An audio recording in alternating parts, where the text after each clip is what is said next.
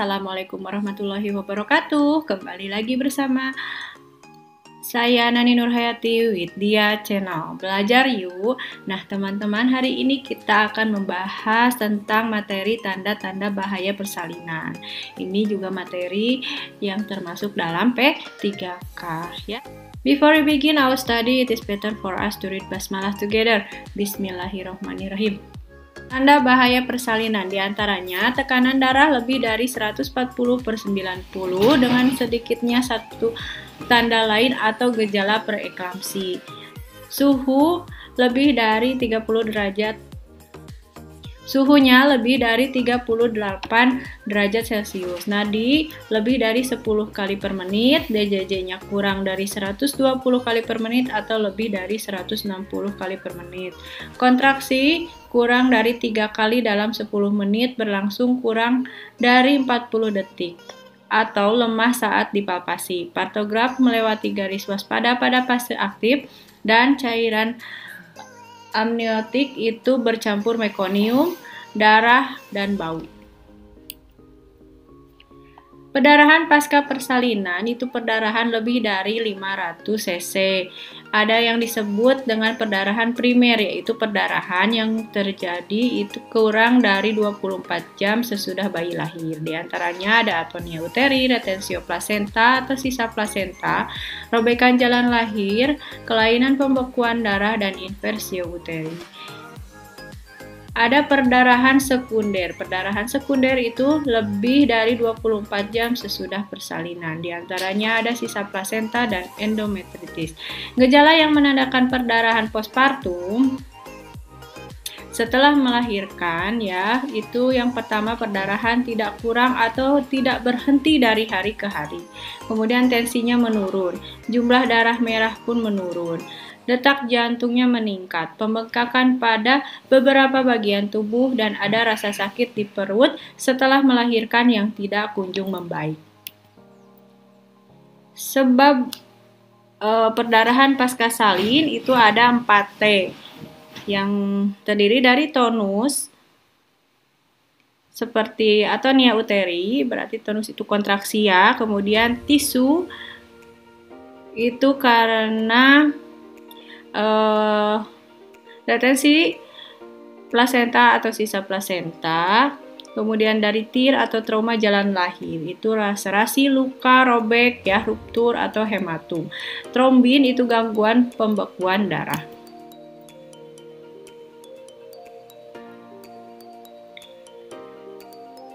Nah, penyebab perdarahan itu atonia uteri, berarti tidak berkontraksi uterusnya.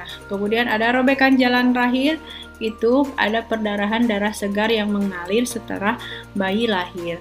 Kemudian retensio plasenta, yaitu plasenta belum dilahirkan dalam 30 menit setelah bayi lahir. Sisa plasenta itu ada plasenta atau sebagian selaput yang lahir tidak lengkap. Nah, sisa plasenta ini dapat mengalami perdarahan 6-10 hari postpartum ya. Kemudian dia subinvolusi uterus.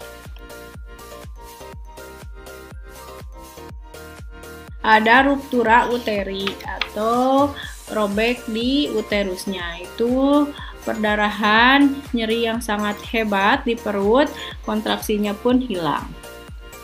Ya.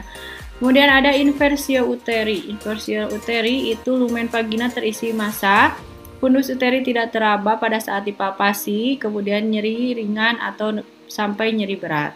Gangguan pembekuan darah, yaitu perdarahan tidak berhenti, encer, tidak terlihat gumpalan sederhana. Kegagalan terbentuknya gumpalan pada uji pembentukan darah sederhana. Itu predisposisinya bisa karena solusio plasenta, kematian janin dalam uterus, eklamsi, emboli air ketuban.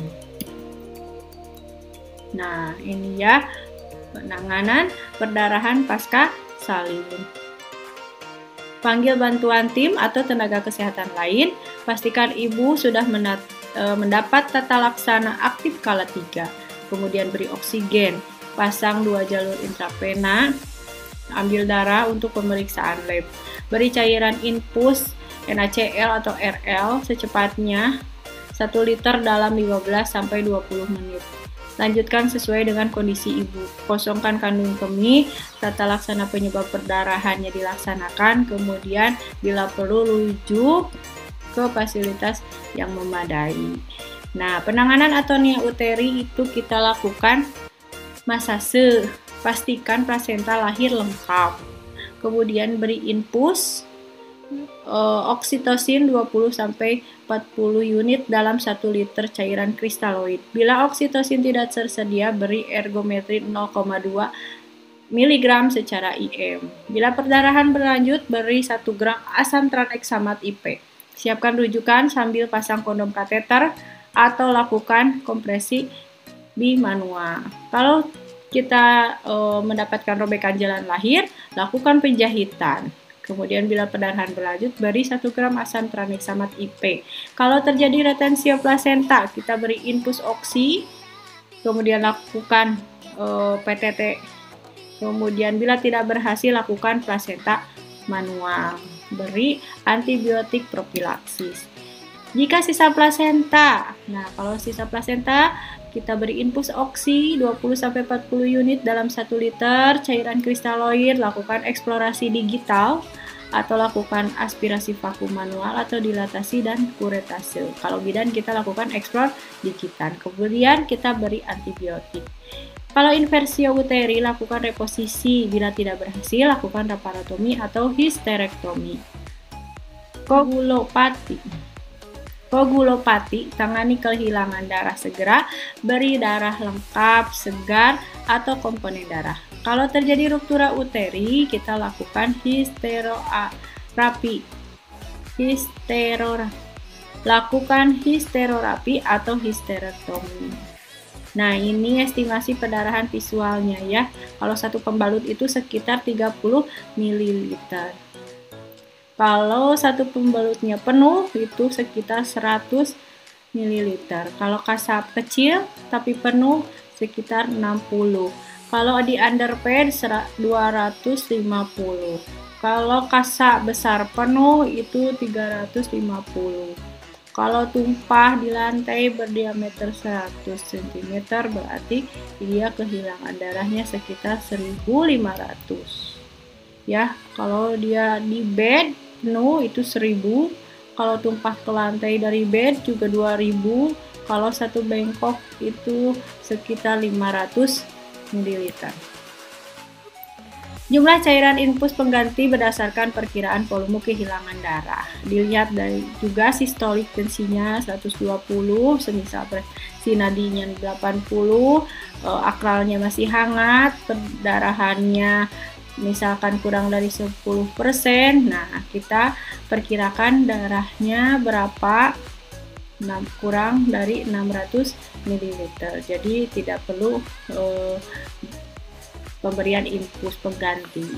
Kalau sistoliknya 100, frekuensinya nadinya 100, kemudian akralnya terlihat pucat, itu kurang lebih dia kehilangan darahnya 15% ya. Jadi perkiraan kehilangan darahnya 900 ml. Jadi kita harus apa? Pengganti cairannya. Kita masukkan 2000 sampai 3000 ml infus kristaloid pengganti.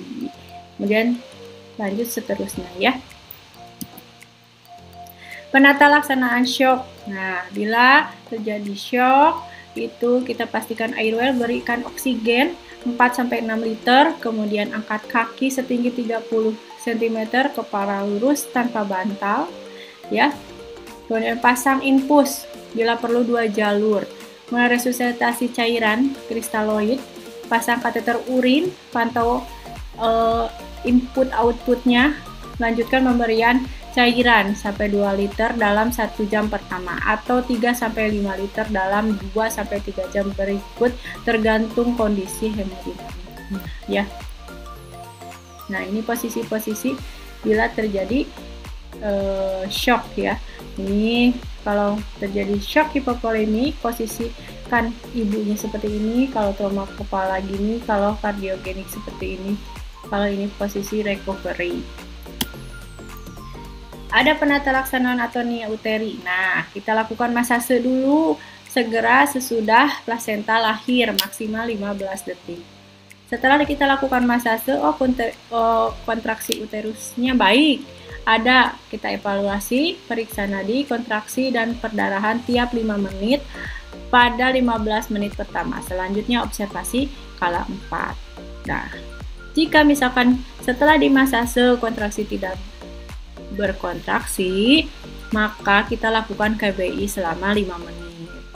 Masih kita periksa lagi uterusnya kontraksi atau tidak. Kalau iya, pertahankan KBI ditambah lagi 1-2 menit. Keluarkan tangan secara hati-hati dan lakukan pengawasan kala 4. Tetapi kalau setelah di KBI itu uterus belum berkontraksi, maka ajarkan keluarga untuk melakukan KBE. Keluarkan tangan, KBI secara hati-hati, suntik ergometrin 0,2 mg IM, pasang infus, ditambah 20 unit oksi, guyur.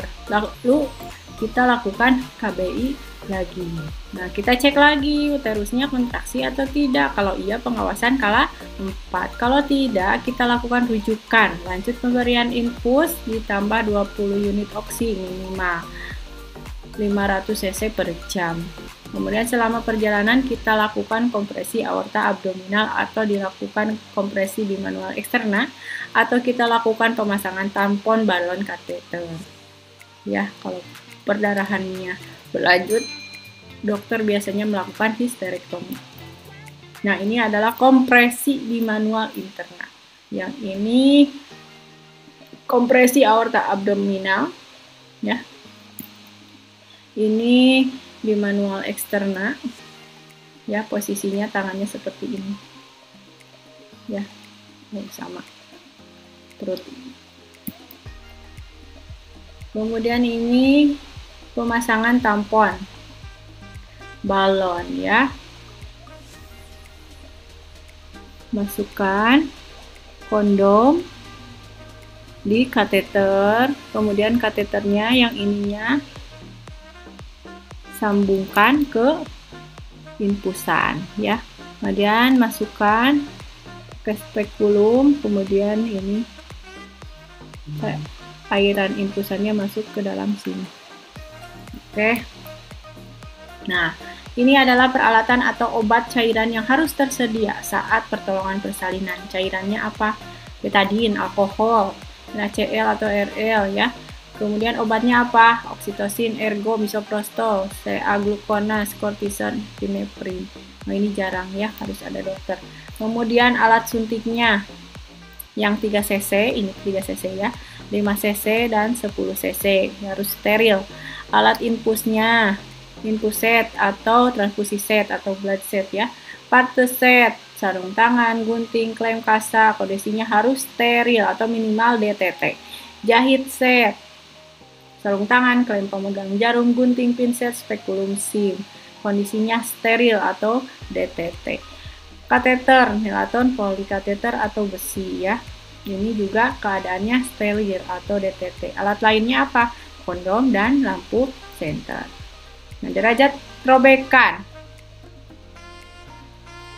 Penjahitan episiotomi itu punya 2 fungsi penting, yaitu hemostatis, menyatukan kembali, mengembalikan fungsi mukosa vagina, jaringan ikat, dan otot. Derajat luka epis yaitu dibagi menjadi 4. Yang pertama adalah mukosa. Nah, yang ini cuman robeknya mukosa saja, komisura posterior, kulit perineum. Derajat 2 mukosa vagina, komisura, kulit perineum ini ke otot perineum. Kalau derajat 2 ke otot perineum. Kalau derajat 3 ke otot sphincter ani, itu dekat dengan anus, ya. Kemudian derajat 4 itu derajat 3 ditambah mukosa rektum. Jadi mukosa anusnya juga robek, ya. Kalau derajat 3 dan 4 kita harus segera melakukan rujukan. Penolong asuhan persalinan normal tidak dibekali keterampilan menjahit derajat 3 dan 4. Jadi harus dirujuk. Distosia bahu itu terjadi karena makrosomia atau berat janinnya besar lebih dari 4.000 gram. Ada riwayat diabetes gestasional, multiparitas, persalinan lewat bulan. Masalahnya di distosia bahu ini adalah kepala bayi sudah lahir tetapi bahu terhambat dan tidak dapat dilahirkan. Jadi, tidak terjadi putaran paksi luar. Kepala bayi melekat erat di perineum atau bahkan tertarik kembali. Nah, ini turtle shine ya. Kuncinya distosia bahu itu ada turtle shine dan kepala dua lebih lama. Tidak terjadi paksi luar ya. Nah, kalau terjadi distosia, kita alarmer, Astor Hep, ya. The buttock and the legs, microbot maneuver, kemudian anterior disc infection of shoulder itu ada Masanti dan Rubin, rotasi, maneuver Woods atau corkscrew, terus manual removal of posterior arm atau Schwartz, episiotomy dan roll over. Nah ini microbot, jadi ditinggikan ya. Kemudian suprapubic pressure atau Masanti. Ini no fundal version. Jadi jangan menekan fundus rahim. Kalau Masanti itu tekan suprapubic pressure. Penekanan bahu depan. Kalau Rubin itu abduksi bahu anterior. Jadi penekanan bahu depan. Corkscrew jadi rotation of posterior shoulder. Dan ini apa? Manuver corkscrew. Jadi diputar ya. Nah, ini melahirkan bahu belakang. Short adduction. Short adduction itu adalah mempleksikan tangan sampai dengan siku, kemudian terlihat fossa antekubital. Ini roll over. Distosia karena kelainan janin. Itu diantaranya karena power, passenger, dan passage. Kalau power itu karena kelainan his atau kekuatan meneran. Kalau passenger itu kelainan ukuran bentuk letak janin. Kalau passage itu kelainan jalan lahir. Nah, di sini ada hubungan sikap, presentasi, diameter kepala janin, dan titik penunjuk pada persalinan. Kalau sikapnya fleksi maksimal, itu presentasinya belakang kepala. Diameternya subocciput bregmantica. Titik petunjuknya ia UUK. UUK berarti belakang kepala. Kalau ia defleksi ringan, berarti dia puncak kepala. Diameter fronto-occipitalis, berarti dia puncak kepala atau UUB. Depresi sedang, itu dahi. Diameternya vertikomental. Titik petunjuknya glabella. Kalau defleksi maksimal, itu presentasi muka. Submento bregmantica. Titik penunjuknya dia teraba dagu. Ya. Ini letak sungsang. Letak sungsang itu ada yang bokong sempurna, complete bridge, ada yang bokong murni, crown bridge, atau presentasi kaki, ya, footling bridge atau incomplete bridge. Bagaimana kalau persalinan dengan presentasi bokong itu dengan prosedur manual aid, ya. Tahap pertama lahir bokong sampai umbilikus.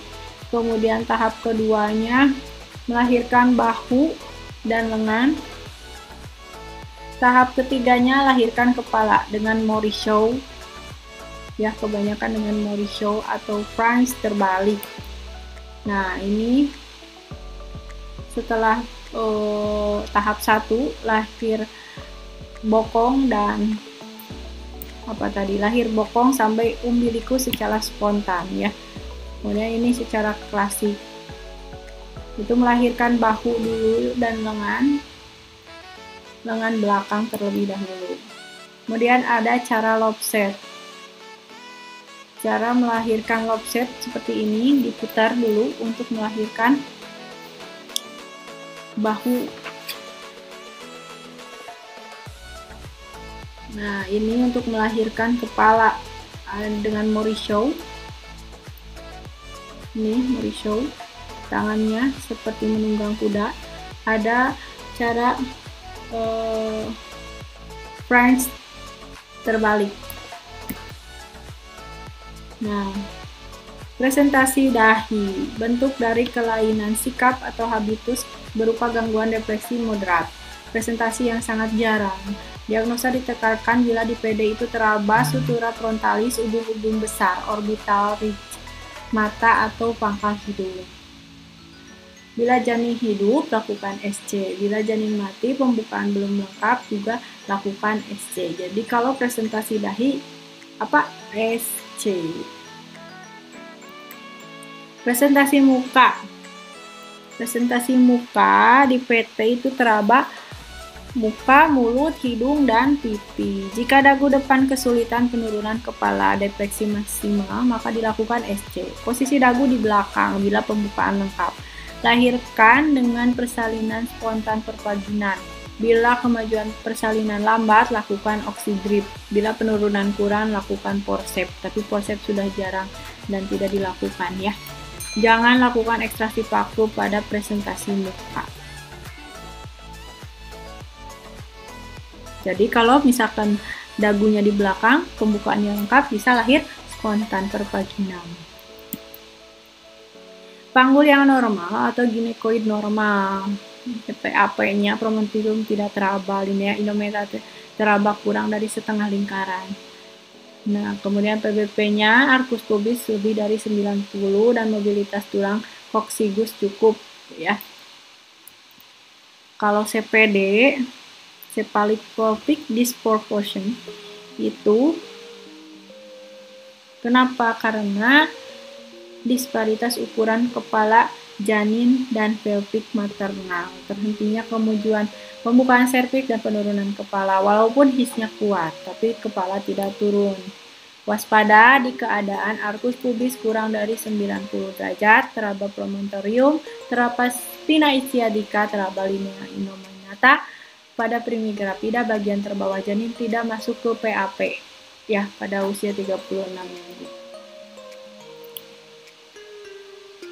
Diagnosa distosia karena power atau his, karena kontraksi ya, power his, karena inersia uteri. Inersia uteri primer tetap lemah, sekunder, kalau sekunder mula-mula normal, ke sana jadi melemah. Ada juga tetani uteri, itu terus dan kuat tanpa interval. Inkoordinat uteri kontraksi, itu kontraksi tidak sinkron dari masing-masing otot. Nah, lanjut ke soal-soal. Nomor 1. Seseorang perempuan 24 tahun hamil 40 minggu G1P0A0 ke bidan praktek mandiri, kepala janin sudah masuk PAP, TE punya 38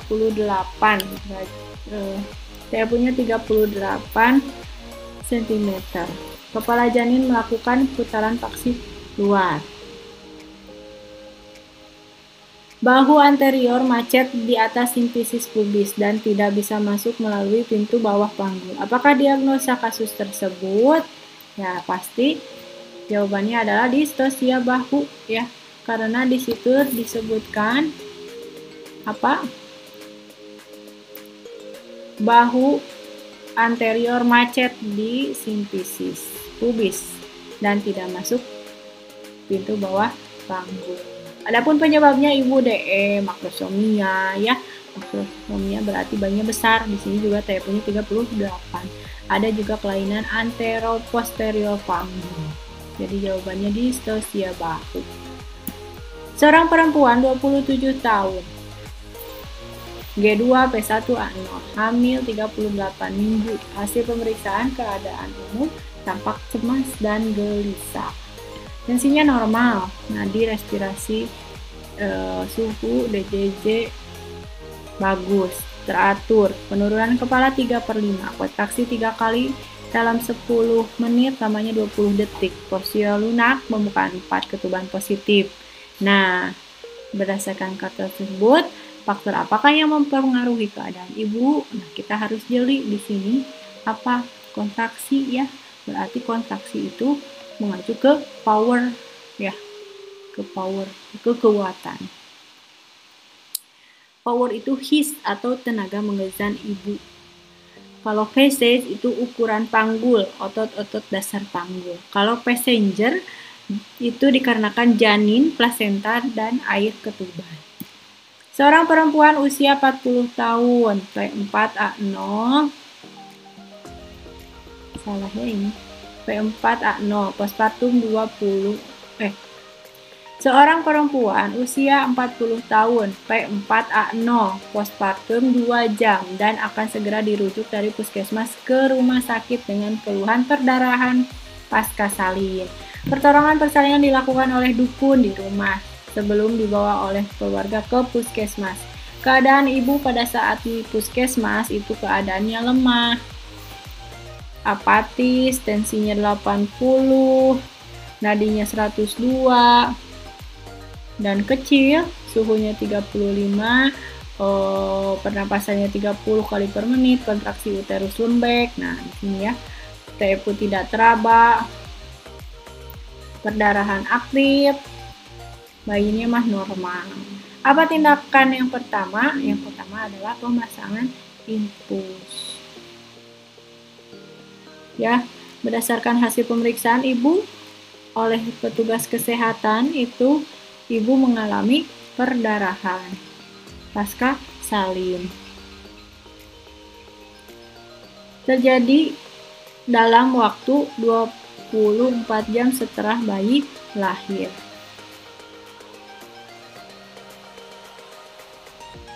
Bukan, terjadi dalam 24 jam setelah bayi lahir. Jadi perdarahan postpartum merupakan penyebab kematian pada ibu ya. Itu ibu mengalami shock hipovolemik dengan ditandai nadinya yang cepat dan kecil. Kemudian ada sesak napas, tensinya rendah, suhunya rendah. Jadi penanganan yang tepat dengan shock adalah perbaiki keadaan umum pasien dengan pemasangan infus, pemberian oksigen terlebih dahulu. Jadi jawabannya adalah pemasangan infus. Seorang perempuan umur 33 tahun, P2A0, postpartum 2 jam yang lalu, secara spontan di puskesmas, mengeluarkan darah sebanyak kurang lebih 600 cc. Ibu mengeluh pusing, badan terasa lemas. Hasil pemeriksaan didapatkan tensinya 90/60, suhu 37,5, nadi 92, respirasi 24. Kontraksi uterusnya tidak ada. Uterusnya lembek. Pasien telah terpasang infus. Asuhan kebidaannya apa yang diberikan segera kepada ibu? Yaitu lakukan KBI, KBE. Karena keluarnya apa? Kontraksi uterusnya tidak ada ya. Jadi keadaan ibu menandakan mengalami perdarahan postpartum primer di mana perdarahan terjadi dalam 24 jam setelah bayi lahir. Itu juga perdarahannya lebih dari 500 ml ya. Kita ketahui bahwa penyebab dari perdarahan postpartum itu ada karena atonia uteri, robekan jalan rahim, dan plasenta yang tertinggal. Jadi di sini karena uterusnya lembek itu merupakan tanda dari atonia uteri, maka dilakukan KBI, KBE. Seorang perempuan umur 30 tahun, 2 jam postpartum, P4A0 diantar oleh keluarga ke rumah sakit akibat pengeluaran darah yang banyak setelah melahirkan. Karena ditolong oleh dukun, ibu mengeluh lemas, ngantuk, keringat dingin ya, disertai menggigil. Keadaan umum lemah tetapi kosmetis, tensi 80/60, suhu 35,5, nadi 62, pernapasan 30 kali per menit. Di sini kontraksi uterusnya juga lemah, perdarahan lebih dari 600 mili. Diagnosanya apa? Ya, karena uterusnya lemah otomatis atonia uteri ya. Kalau misalkan plasenta tidak lahir dalam 30 menit, berarti retensio plasenta. Kalau plasenta lahir tetapi masih perdarahan, kita berarti sisa plasenta atau laserasi jalan lahir. Lihat dulu kalau perdarahannya, takutnya laserasi, robekan ya. Oke, sekian, terima kasih. Mohon maaf bila banyak kekurangan, kelebihannya dari Allah Subhanahu wa Ta'ala. Jangan lupa di subscribe, comment, and share ya. Bagi teman-teman yang mau soal-soal pun materi tentang P3K bidan, boleh di email ya. Email dia channel34@gmail.com. Terima kasih. Wabillahi taufiq wal hidayah. Wassalamualaikum warahmatullahi wabarakatuh.